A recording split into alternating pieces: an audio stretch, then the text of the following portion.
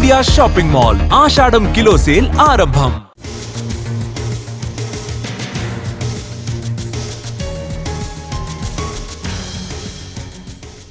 వనస్థలీపురంలో జరిగిన అత్యాచారం కేసులో పోలీసులు నిందితుడు గౌతమ్ రెడ్డిని అరెస్ట్ చేశారు. మరో ఇద్దరి కోసం పోలీసులు గాలిస్తున్నారు. ఇప్పటికే నిందితులపై ఎస్సీ ఎస్టీ అట్రాసిటీ కేసు నమోదు చేశారు. బాధితురాలు దళిత సాఫ్ట్వేర్ ఇంజనీర్ గా గుర్తించారు.